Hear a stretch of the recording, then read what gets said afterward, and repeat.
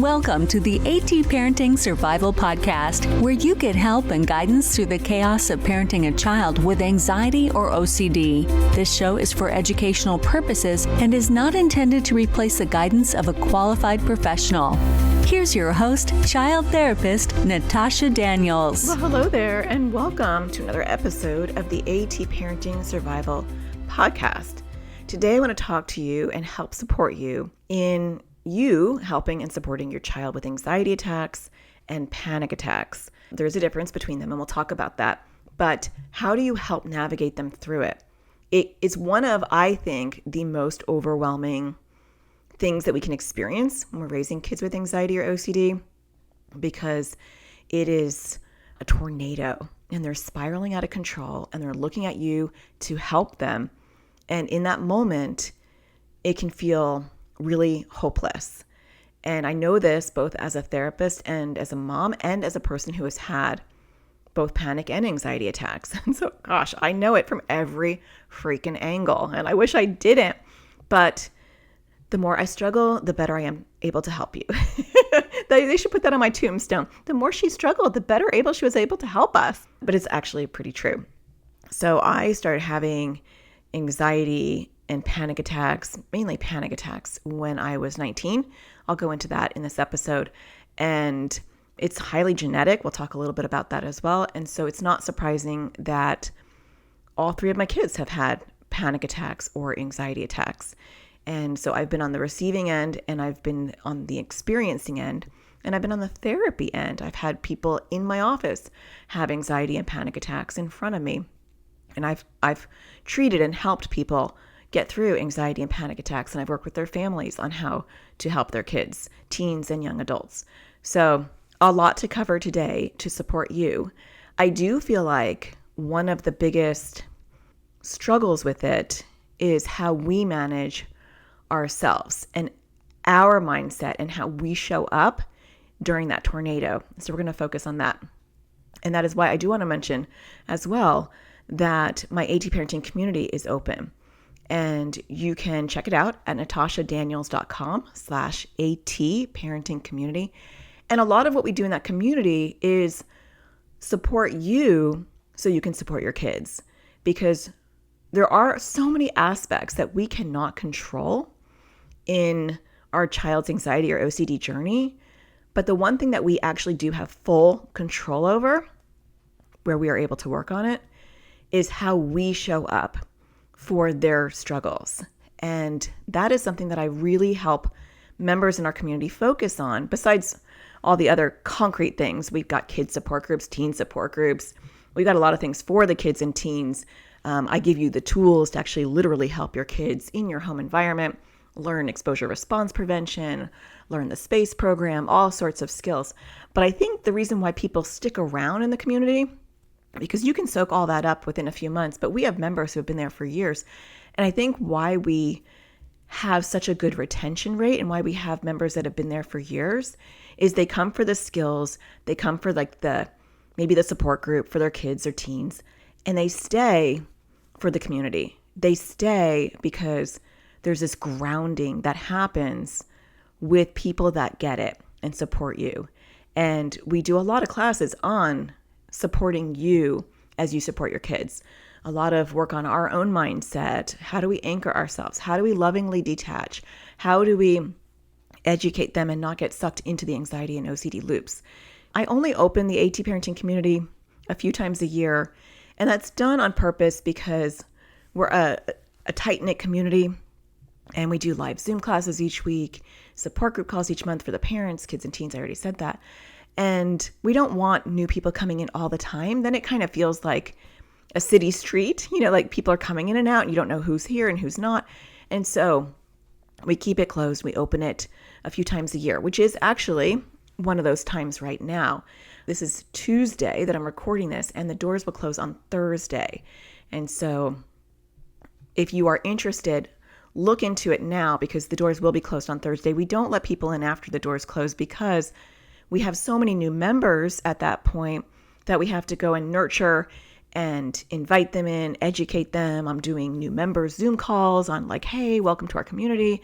This is what it looks like. And so I'm super busy the first month or two when we get new members because they are all wanting to ask me direct questions. And so they're all going into our forums, which is in our member website, and they can have direct contact with me. And so I am inundated at least the first month with new members who are like, these are the symptoms. This is where I'm getting started. This is what I'm starting. Or these are the 3 therapists we're considering. What do you think? Like, there's so much activity going on that we can't have people trickling in after that. So check it out. I would love to get to know you. I would love to support you. I don't just have to be a voice on your podcast app. I could be a real person, and the 1,000+ members that we have can be real people to you as well. So join us at natashadaniels.com/ATparentingcommunity. It's a membership community. You join it. It is less than a copay, and you will have weekly live classes, monthly support group calls, and access to over $400 worth of, maybe $500 worth of courses that I sell in my AT Parenting community, AT Parenting Survival School. And so you get those as a member. Check it out, and I will get to know you there.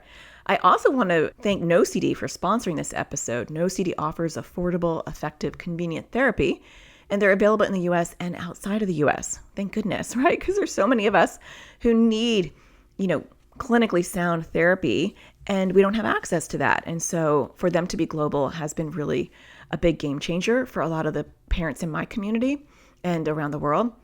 You can actually just schedule a free 15-minute consultation to see if NoCD is the right fit for you and your child. Just go to treatmyocd.com. That is treatmyocd.com. I'll leave a link in the show notes. Okay, so let's get into it with the anxiety and the panic attacks. I want to first give you a snapshot, just briefly. We're going to get into much more advanced stuff on this topic, but I do want to start with, how does an anxiety or panic attack show up? All right, let's just first talk about the difference. And it's, physiologically, it feels the same. I have had both. I've had anxiety attacks. I've had panic attacks. Physiologically, how it shows up is the same. And we're going to talk about those symptoms. But an anxiety attack is triggered.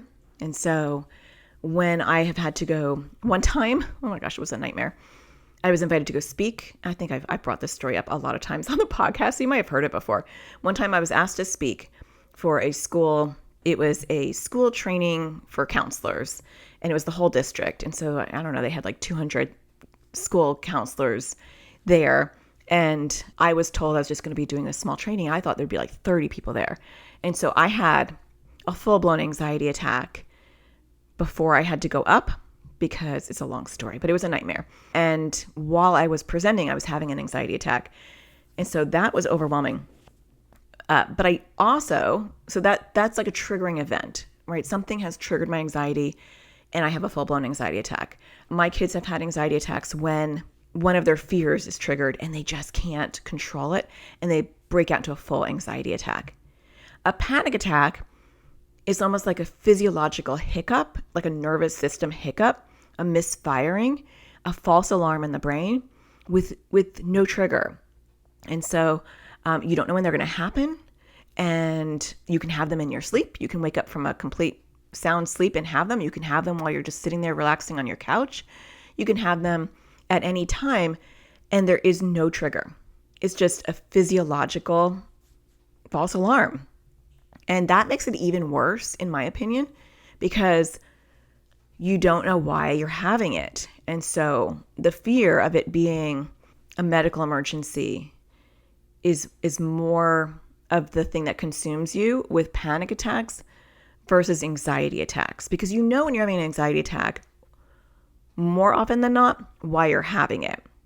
Sometimes you don't, but it's not hard to piece it together. Like, you're about to go to school and you're super anxious about taking a test, or you're worried you're going to throw up at school because you have the fear of throw up, emetophobia, and you're getting closer and closer to school, and then you have an anxiety attack. And you may not know, you might think, I don't know why I had it. I was totally fine. But once you piece it together, like, it was anticipatory anxiety. You were heading to a place that was triggering for you, and it was so overwhelming that your body couldn't handle it, and you had a full-blown anxiety attack. Panic attacks, you don't know where they came from because they didn't come from anywhere. And so sometimes therapists and parents can get stuck on this part and really spend a lot of time trying to figure out why you had a panic attack, instead of realizing that panic attacks are what I like to call a physiological false alarm, and they don't come from anywhere. And so it's a lot of wasted energy sometimes spending too much time trying to figure out where a panic attack happened, because if it's a panic attack, the answer is it didn't come from anywhere. It came from your nervous system, and that's not fun. So let's talk about what they look like. Besides the antecedent, the actual physiological response looks the same. And so you might have racing heart, or you might have chest pain. You might have dry mouth. You might be super shaky. You might be nauseous. You might be clammy. You might be faint or dizzy. You might faint, literally. You might have diarrhea, or conversely, you might have constipation. I've seen people break out in hives and get a red rash all over their body. And I've seen people get headaches. A lot of times headaches come after, because you're having such a big adrenaline dump that your head hurts. I mean, it makes sense. So a lot of times they're so immobilizing because, oh, you know what? One thing that I didn't mention that's actually a really big one is shortness of breath. Now for me, when I've had panic attacks and when I've had an anxiety attack, I haven't had many anxiety attacks. When I was 19, I started having panic attacks when I was in college, and I would just be walking to class, totally chill, and all of a sudden I couldn't breathe. And for me, the symptoms that show up for a panic attack are the same that show up for me with an anxiety attack. And I think that's really common, that your child can have both of them. And it really doesn't matter, to be honest. There's an extra layer when it comes to anxiety attacks, as far as triggering targeting the triggering environment or activity or thing that started it all. It tells you where to focus your work as a therapist and a parent. If my child is afraid of bees, this is true and happening in my world, and it triggers an anxiety attack, that happened. It's an indication after we survive the anxiety attack that we have to work on the bees. It kind of tells me where to work. With panic attacks, the only therapeutic work that a therapist or parent is doing, and we'll talk about what to do in the moment, that's really the focus of this episode, but is how to survive a panic attack, how to get through it and minimize the panic over the panic attack. Because really, it's a false alarm, and it becomes a panic attack when you panic about the false alarm, which we inevitably do because it's really scary.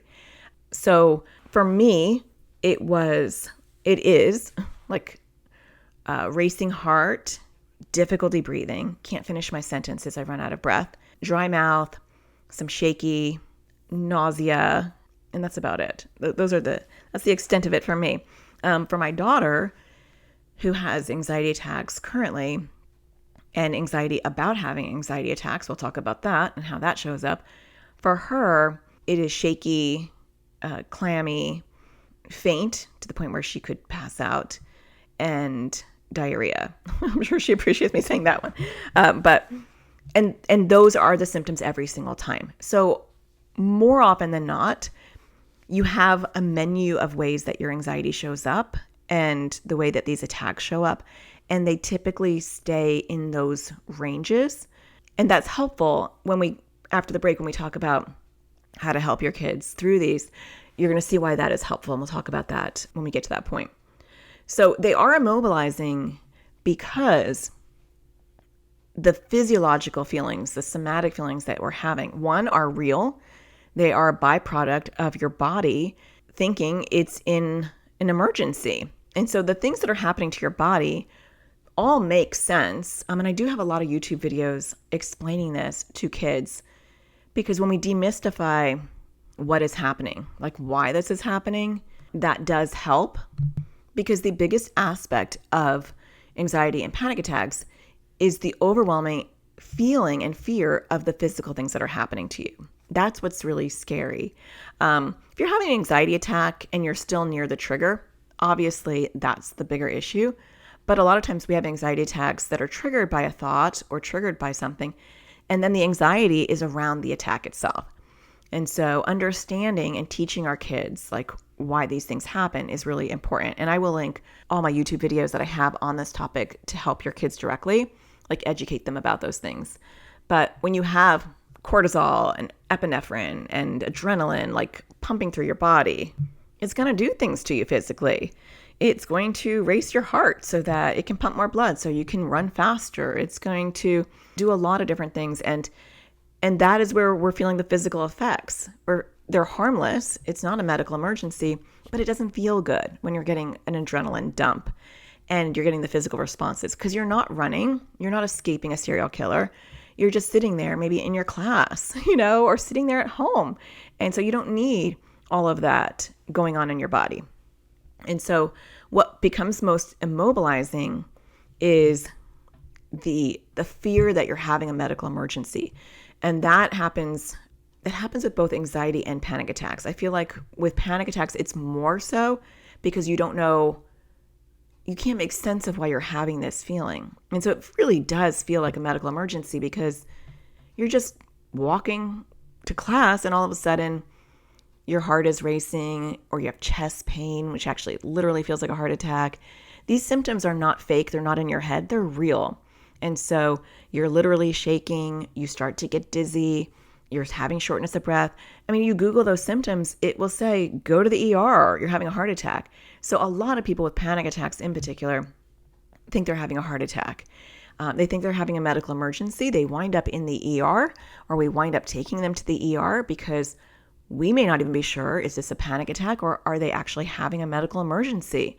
Because it looks medical. When my daughter's having a panic attack, or really it's an anxiety attack for her, because hers always has a trigger. She is pale, she is ghostly, she can pass out, things start to go dark for her, she will throw up, and that's really triggering for me too.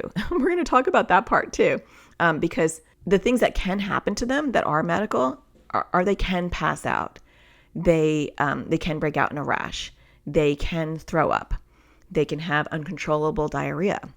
These things can be really overwhelming and embarrassing and scary as well.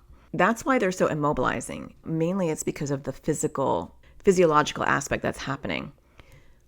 The other problem is the secondary issue with anxiety and panic attacks, which is the panic about panic. And so the core fear around people who have like panic disorder is that I'm going to lose control in front of other people. I'm going to be trapped. And so a lot of people with panic attacks or panic disorder, they can develop secondary issues like agoraphobia, the fear of really leaving their home base. And so they don't want to leave their home because they don't want to be in public and possibly have a panic attack. And the same thing can happen with anxiety attacks, but it might be more situational related to, I don't want to see a bee because what if I have an anxiety attack? For my daughter, it is, I don't want to necessarily eat in front of my friends because she has a emetophobia, the fear of throwing up, and she also has celiac. So there's like an objectively medical struggle that she does feel nauseous sometimes after she eats, depending on what she eats. And she has no tolerance for dairy and she loves dairy. So part of it is rational. Like, yeah, you're going to eat and you may feel nauseous. And then anxiety and OCD take over and they say, oh my gosh, you're going to throw up in front of your friends. That's going to be so embarrassing. And so then the anxiety attack kicks in when she starts to feel nauseous, which can be due to the food objectively or due to her fear that she's going to get nauseous. It doesn't matter because it will happen either way. And then the fear of having an anxiety attack kicks in, where then it's like, oh my gosh, I am going to embarrass myself in front of people. And so now I have to avoid parties. I have to avoid eating at lunch. I have to avoid all these things to prevent the anxiety attack. But that's specific, right? Because there's a target, there's a trigger. And so for my son, it might be like, I don't want to go out in the backyard, or I don't want to travel where there might be bees, which by the way is everywhere. So that makes it hard, but it's very specific. With panic attacks, there is no identified trigger.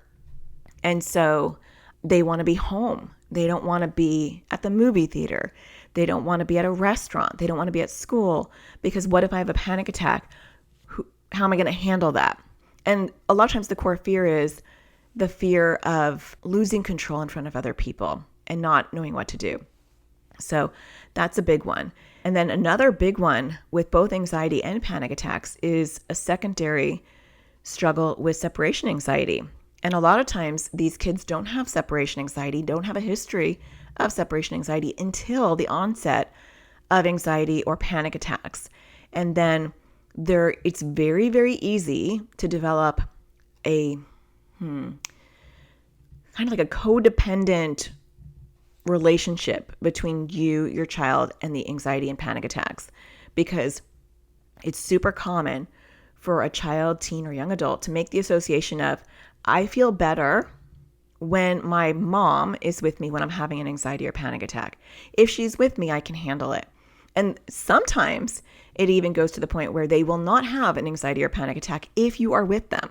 So you become this panacea to eradicate their anxiety or panic attacks. I'm so used to saying anxiety or OCD, their anxiety or panic attacks. And then they develop this apprehension of they need to be with you. And I've worked with families where older kids, like young adults in their 20s, couldn't go on a date, couldn't go to the movies with their friends, couldn't go to work without the parent literally sitting in the parking lot so that the young adult child can function in the world, because they know that their panacea, their kryptonite to anxiety or panic attacks is in the parking lot. And so they feel fine. That's an acute level of separation anxiety. And I do see that happening suddenly with people who don't have a history of separation anxiety. So that's something to watch out for as well, because how we help our kids with their anxiety or panic attacks will either inadvertently increase the likelihood that your child develops that secondary separation anxiety, or empowers them to take it on the road and have the skills independent of you at any time if they struggle. And if you don't know what to do in order to prevent that, you're going to easily fall into that vicious cycle of developing that secondary issue of separation anxiety. And that is why I want to help you today, because it's a slippery slope and it's not intuitive. So after the break, we're going to talk about what to do. Where do you start with your child? And what are some things that you can do to navigate them through it? Stay tuned. We'll be right back. It's time we put help directly in our kids' hands. Introducing Crushing OCD course for kids and teens. It was way more helpful than all the other therapy we've ever done, because we didn't really know what to do. So we weren't really doing it before. So the course helped to figure out what the exposures are and how to do them. We're not in therapy and find it really hard to find an ERP trained therapist here.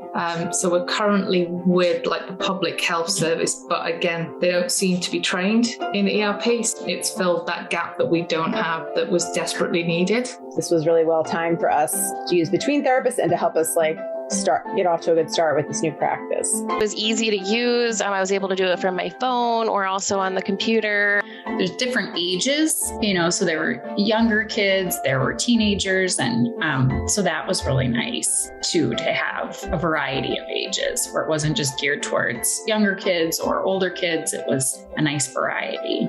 It's helpful for our kids to hear it from this third party as opposed to just us saying it. I really like the offense and defense method. I love working on poking at OCD while it's sleeping. It makes it a little bit easier to do, and it's kind of fun. I'm planning on using it to work on my fear of holding or touching batteries and stuff like that. So it was really helpful, and I think a lot of other kids would like it. I thought that I was the only one who had worrying about the weather and stuff. And then there was somebody else on there who worried about the same thing, which was really helpful. Seems less scary to work on stuff now that I've watched this class, and I'm more interested to work on it.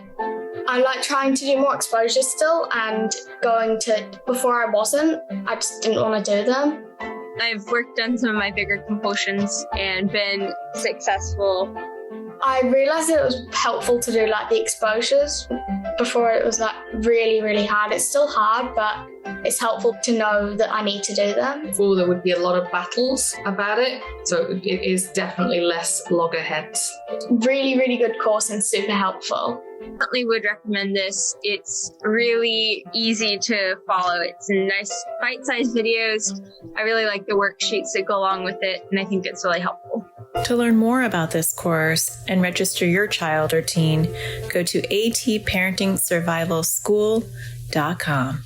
Well, welcome back. So in the first half, we talked about what a panic attack and what an anxiety attack look like, how they physiologically show up, why they're immobilizing, some of the secondary comorbid conditions that show up because of it.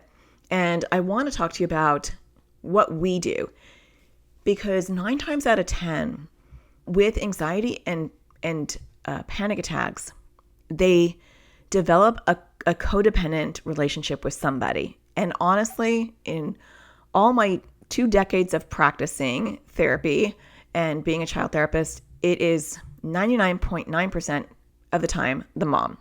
There is a 0.1%, so there's other possibilities, but a lot of times it's the mom. Sometimes it could be the roommate if you're older, or your partner. But in the population that I work with, which are families who are raising kids, teens, and young adults, it's the mom. I have seen the dad maybe once or twice in my 2 decades of practice, so it doesn't mean that it can't happen, but a lot of times it's the mom. And there is this duo relationship. It doesn't stay in the box. It impacts the relationship, because they'll go to you, they'll text you, they'll find you, they'll wake you up at night, they will reach out to you at school, because you are their panacea. You are the answer to get rid of the attack. And that's a lot of pressure, right? So what do you do with that? The first thing is going to sound obvious, but I think sometimes we don't do these things systematically in the way that they should be done. And the first thing is really educate your child. And I'm going to say child, but I mean teen or young adult as well. So don't think I'm not talking to you out there with the teen or young adult. But you want to educate them on how an anxiety or panic attack shows up. Now, when my oldest, who's 20 now, started having panic attacks, there is a there is a genetic predisposition to panic attacks. With my older daughter, I genetically had panic disorder, so they would come out of the blue. And not ironically, but sadly, her father also had panic attacks. And I've been married twice, so not to confuse you in my life, but I was married and I had my older daughter, and then my husband that passed away, who I was with for 12 years, he is the father of my other 2. So too much about Natasha, but now you know, because I don't want you to think the other one had panic disorder, because he did not. He did not have anxiety in the way that the whole rest of the family did, but it runs in his family too. So my kids were genetically doomed. So there is a genetic predisposition to those type of things. With her in particular, it was panic disorder. I'm not seeing panic attacks with my 2 little ones. Anxiety is on both sides of the family, and their anxiety attacks are based on their anxiety and OCD when they're just overwhelmed and can't handle it. But hers were very much like mine, out of the blue for no reason. Why is this happening? And so I said to her, "Oh, they're panic attacks." And she said, "What do you know?" She's like, "No, Mom, I'm having a medical problem and you're not helping. And I need to go to the doctor." And I would say, "Are you having a racing heart? Are you having chest pain, dry mouth, shake?" I would go through the list. Yeah, I Googled it, and I think I have a heart problem or whatever. And so it took me a while to show her, that she was having panic attacks. Now, side note with her is that she was eventually diagnosed with POTS. And so it is important to maybe rule out medical, not maybe, but it can't hurt to rule out medical in any of the things that we talk about on this podcast, because she wasn't diagnosed with POTS so she started having panic attacks when she was in 9th grade. I think it started in 8th grade. And she wasn't diagnosed with POTS until 9th grade. She actually passed out twice. And then we went to a cardiologist. And I guess she was right. It was her heart. But the weird thing is, then she was put on all this medication for POTS. And then we went to a different doctor in her senior year, and he was like, no, she doesn't have POTS, which is so confusing when doctors do that. I do believe she still has POTS, but she's not on any medication, but she needs to drink a lot, and her heartbeat is unusually high.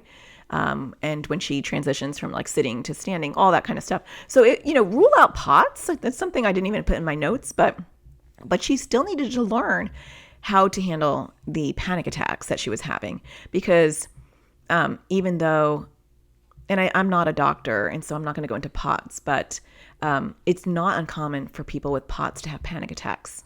It's interesting. Research that. That's actually really interesting.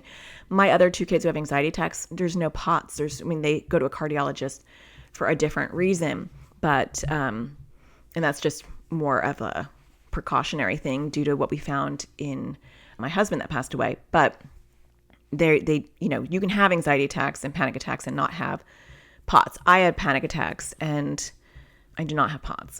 So it's not that everyone who has panic attacks has POTS, but it is probably a really good thing for me to educate you on. But I had to educate her on the different feelings that she was having, because she would have these feelings that were probably, honestly, maybe instigated by POTS. And then the panic would set in because she does have an anxiety issue and is on medication. And so would get really overwhelmed and would spin and think she's having a medical emergency. Ironically, medication really helped with the panic attacks. Medication helped me when I was 19 get through the panic attacks. So even though POTS was in the picture, really an SSRI did the trick for her. So talk to your child and ask them, what are the feelings? And don't do this while they're in the middle of attack. I think that's pretty obvious, but I just want to say it just in case. We're not doing any of this while they're in the middle of an anxiety or a panic attack. This is all work beforehand. We're going to talk about what you're going to do in the middle of it, but there's a lot of work to do before that. And so if they're willing to talk about it when they're in a nice, calm space, say, let's just talk about what are the physical things that happen to you, and get them to list it. Like I listed it to you, right? Like I have dry mouth. I have a racing heart. My biggest struggle is my inability to breathe. That was my number one. A lot of times people have like a number one symptom that they get stuck on. For my daughter, it's nausea, my younger daughter. For my older daughter, I think it was chest pain. Luckily, she's 20. She has not had a panic attack in years, thank God. Knock on wood. So there is hope. And I have not had a panic attack, God forbid. I don't want to like jinx myself, since I was 20. And so like I just had a really rough year with panic attacks, and then I worked through it, and I'm not on medication, but I just was like, I just faced it head on. And I was just like, well, we'll talk about that later. But I was just like, I'm not going to have this happen to me. I got really angry at the panic. And then I was like, you can't make me panic anymore. It was just really weird. And it's like not something you could teach someone. It was like just something that I decided in my head. I was like, you can make me feel shaky. You can make me feel nauseous. You can make me not breathe, but I'm not going to panic about it. And I had some coping mechanisms. We're going to talk about that were kind of my go-to thing that really helped me. And so it took away the panic out of the attack. So the first thing is educating them on these are all the common symptoms. And you might have to pull up videos. I will link videos for you. You might have to show them things online that show them that these are the symptoms of a panic attack, because a lot of times they'll think it's a medical emergency. So this kind of really helps develop some validity of like, these things do happen. The next thing is have them write a note to themselves, or better yet, a video if they're willing. And it's a message, it's a personal message to themselves when they are in the middle of an attack. And so it might be like, hey, Natasha, right? Have them talk to themselves. I know that you are really panicking right now. I know what that feels like. And I also want you to know that you've had these before, and that it's not a medical emergency. And I know that they're rough, but here are the things that help you. And just remember that they always end and they never last forever. And I know that you can get through this and help us. Whatever language they want to use. I'm just giving you an example. What that does is, one, it's their past selves talking to their future selves, which I always love. I think it's really helpful. They're normalizing it. They're a calm anchor for themselves. They can have this on their phone. They can have this wherever they go, depending on their age, so that they don't need anybody else. They have a tool that's right there on their phone, and they can prompt themselves to use their coping mechanisms, because when you are panicking, it all goes out the window. Like, you can't remember anything. You're in a total panic, a total spiral. And so having this personal message remind you that, one, you're going to be okay. They always end, because they always do.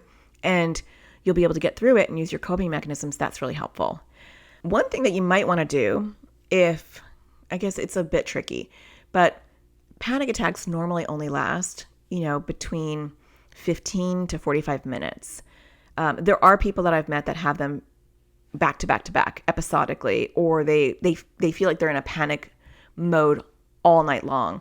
That is not as common. Most of the time when people have panic attacks, they're like an isolated incident, and they last, they can last 20 to 45 minutes. On average, it can vary for people. It's not scientific that it's like, it's going to end at 45 minutes. But I know for me, it did help my daughter to be like, these always end and they don't last that long. It might be a little bit risky to give them a time frame. Like, yours always end at 32 minutes, because then they're just going to be watching the clock. And the biggest struggle with helping people with panic attacks or anxiety attacks is that they'll do the coping mechanisms, but then they will like check that, is their panic going down? And then they'll be like, nope, it's not. I still feel nauseous, or I still feel shaky. And so then it revs them up again. And so part of what we're going to talk about when we talk about their coping mechanisms is explaining to them that once that bell has been rung, and the false alarm is blaring in your body's physiological state, it's done. It has to ride through. It's a wave that has to be ridden. Does that make sense? And so that's what I explain to my kids, and the kids that I've worked with in my practice is, once the false alarm is rung, you just have to ride it out. You can't undo a panic attack. You can't undo an anxiety attack. Like, once all those chemicals have been released and my brain was like, we're having a big problem, it's going to take a while to bring it back in. And I kind of use an example of, fire alarms. If you're at school and you have a fire alarm, and somebody pulled the fire alarm, and everybody has to get out of their chair. They all have to go out into the fields. They all have to line up. Oh, the fire department has to come and pull up. They got to check the whole building and make sure there's not really a fire. Then the next bell rings, and then everybody can go back in and go to their class. That takes a while, right? Even if within 5 minutes, the administration is like, this was a false alarm, there's no fire, right? They still have to go through all those steps to get everything going back to normal. That's a great analogy, because that's what goes on in your brain. Your brain hears the fire alarm and all the chemicals go rushing. Let's pump more blood. Let's get your legs moving. Let's do all these things to save you. And then it's like, wait, there's no emergency. Oh, we got to rein in all these chemicals. We got to do all this stuff to bring you back to baseline. That's going to take a little while. That's where the panic sets in, because you're like, I'm breathing, I'm doing my deep breathing. Why isn't it going away? I'm doing my coping skills. I'm grounding. Why isn't it going away? If they understand the analogy that a fire alarm just happened, and it takes a lot, even when it's a false fire alarm, to get things back to normal, it's easier, relatively, to ride the wave. Because what we're trying to do is get them educated enough to reduce the panic about the attack, right? And so the more they understand the science behind what is happening on some level, and my videos kind of touch on all this, so hopefully that will help them. But the more they understand that, it doesn't mean they don't have an anxiety or panic attack, but it's easier for them to calm down, because they're like, I know what this is. I'm having a false alarm. It doesn't feel good, but it's going to last a little while until all the chemicals are out of my body. And in the meantime, this is what I can do to take care of myself. And that's what the note or video can do. But then you want to have a plan. And so you need to have a plan before they make the video or write a note to themselves. And you don't necessarily want the video to be you. If you're thinking, oh, I'll make them a video. That's quick. They can take me on the road. I'm always asking myself, how can I remove myself from my child's coping mechanisms? And I know that can sound kind of harsh. You might be like, what? Why? is not because I don't want to be their go-to person. I love my kids and I want to be their go-to person, but I also know that that's not good for them. I know that I want them to go to college or, move out and have a productive life. Whatever they want to do, I want them to be able to do that. And if I am a walking, talking coping mechanism for them, I'm going to be a barrier to their independence. And ultimately, I don't want my adult child strapped to my house because I am their walking, talking coping mechanism. And we can do this inadvertently. And so from a very young age, I'm always asking, what part can I step back on and cheerlead and support them, not leave them to drown and struggle, but to support them while they're doing it. And so that's why I want them to make the video. That's why I don't want it to be me, because I think it's more powerful. So having a plan that they can, include in their video is really important. What will that look like? Now that's different for each person and it's very personal. So I don't feel like it's a one-stop shop for these are the coping mechanisms for an anxiety or panic attack. It's very personal. What are they doing naturally to calm them down? That's where I start. I have worked with so many people who had coping mechanisms. They just didn't recognize that that's what they were. I had people who would put their head in a freezer or go outside to get fresh air. Some people like the temperature change. That was grounding for them. And so start off with asking yourself, what do they naturally do? Is there anything they do that is actually productive? A lot of people just cry and panic and don't do anything. So there's nothing that you can pick from. But some people actually do try to do some things that they may not realize are like grounding techniques. And so that's the first thing is, what are they already doing that might be helpful that you can really optimize and highlight that that's a coping skill. And this is why you're doing that. And this is why it helps. So I'm going to tell you some of the things that people use so that you can either talk to your child and say, these are some things that people do, or you can give them some suggestions of things that they can choose from or try. The caveat, and this is such a big caveat, and I do have a YouTube video on this, so I'll link it for you, is to explain to them that because what you're going to hear from some kids is, that's not going to help. That's not going to help. I tried that. It didn't help. And what I try to explain to people who are having anxiety or panic attacks is these are not meant to help you. Like the bell that sounds horrible. Let me explain. The bell's been rung and you're waiting for things to go back to normal.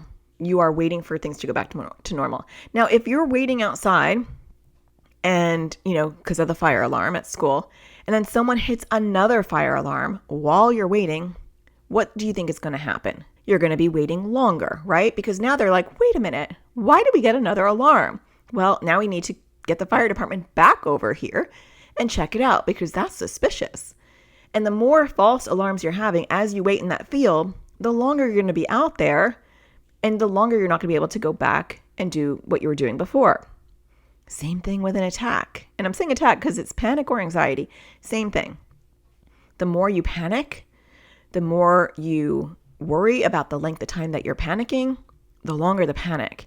And so that becomes really anxiety producing because if you're like, I'm breathing and I'm doing my grounding and I'm not better and now I'm panicking because it's not working, then we have to shift the perspective. What is it meant to do? It's meant to help relax you as you're riding out the wave of the panic attack. That's what it is. It's not meant to get rid of the wobbly feelings that you're having. It's not meant to get rid of the, skipping heart or racing heart. It's meant to help you ride the wave so that you can, get through it as you're waiting for it to end. Because once that bell is rung, it's rung. So that really helps when you preface it that way. Then you're not going to get people who are going to say, it doesn't work. It doesn't work. It's like you're going to have these whether you want to do the coping mechanisms or not. So it can be like horrific for you, or you can try to make it more manageable as you're going through it. Those are the choices. And so for some kids I've worked with, they will have a playlist on their phone. So these are more teenagers who have a phone where they might have like a relaxing playlist. Or I've actually had kids who had like screamo or really loud music. They pick music that they feel helps them when they're in an attack. They have distractions on the go. So they might have like funny videos or clips, or they might just watch like TikTok or something. But for a lot of the people I've worked with, they will have things prepared on their phone. And so they can look at photos or they can look at something that distracts them. I never, you very rarely hear me say that distraction is what is the go-to, right? When we talk about anxiety or OCD, distraction isn't really a coping mechanism that's going to help long term, because you have to face your fears, you have to face your intrusive thoughts, you have to face those things in order to get through them. Anxiety and panic attacks are the exception, hands down, because I'm outside the field, right, waiting for the fire department to say that I can go back in, to use that metaphor again, and I don't want to just sit there ruminating that there could be a fire in the building, right? What is that going to do? It's going to make me more panicky. And so while I'm sitting there out in the field waiting to be called back in, waiting for this all to be undone, I might as well hang out with my friends and play with them and do something to distract myself, to make the time go by faster. And so distraction is a go-to for anxiety attacks and panic attacks. So I definitely would focus on that. And that might be different for each person, but getting them to identify what helps them the most in those moments, what things are helpful in distracting them, can be really good. Because the more you have a proactive plan of these are the things that you do when you are having an attack, the better. And so I've had kids who have had audiobooks on their phone and they would go and listen to them because it took their mind off of it. So whatever it is for them, you don't really want activities that don't involve the brain. And so unless it works, so like typically just laying there and listening to music, unless they're really analyzing the lyrics and they're actively using their brain, passive activities like drawing, to me, I can still panic and draw. So the more engaged the brain, the harder it is to panic at the same time. And so tell them that, what are activities that engage the brain? Because those can be some things. Sometimes it's physical because there's so much adrenaline pumping in the body, you're getting an adrenaline dump. And so there are some people that want to go running, or they want to do jumping jacks, or they want to do something physical to work through that adrenaline. Not a lot of people, but some people might find that to be helpful. Grounding is always a really helpful thing when we're talking about anxiety and panic attacks. And so grounding is like getting back into your body. And so that has anything to do with the senses. So it might be a weighted blanket. It might be aromatherapy or essential oils. It might be kinetic sand or putty. It might be chewing on an orange or eating an apple or sucking on something. It might be listening to your music and, getting a weighted blanket, right? But grounding is about the senses. It's about coming back into your body, because when you're panicking, you are out of your body. You're stuck in your head, if that makes sense. So anything you can do to bring you back into the space that you're in can be very helpful. And go through with your child. What are your favorite things? These are grounding techniques. What are your favorite ones? And you can list some things and have them be creative and come up with some for themselves. Breathing can be really helpful as well. And so there's all types of breathing. You can Google star breathing, square breathing. They're all meant to help in relaxing. And so you can teach those kind of things. You can put apps on the phone that help breathe with you. And so there are apps that kind of like grow bigger and then smaller, and they kind of like modulate the breath. Some watches can have apps that do that as well. I did not find breathing helpful because I was so hyper-focused on my breathing that when people would tell me to breathe, I would hyperventilate more. So not every coping mechanism is going to knock it out of the park for your child, teen, or young adult. So I think that's really important to be aware of. Sometimes ice is really grounding, like holding an ice cube or putting an ice pack behind your neck. But find out what works for your child. And then you have to ask yourself, what is your role? So you have this plan, right? These are the go-to things that I do when I have a panic attack. For some of the kids that I've worked with where they feel trapped, we would talk about if you're in the movie theater and you feel trapped, you can go to the bathroom and you can close the stall. And when you're in the stall, what can you do to ground yourself? So, bringing it outside of the home, different things that they can do. And then ask your child, what role do they want you to play? For my daughter, my youngest daughter, what I did when she was little versus what she wants me to do now has changed and shifted.